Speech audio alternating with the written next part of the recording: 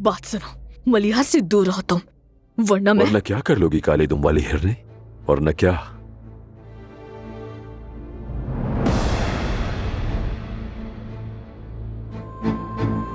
तुम्हारे दिल पर छुरा घोंपूंगी।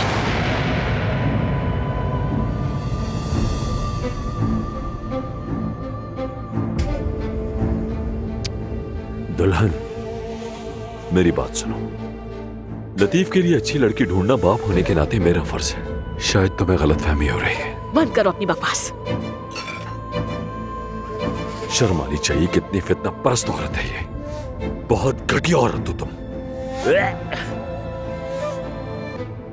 जाहिर है मैं आपकी जगह होती तो मुझे भी जलन होती।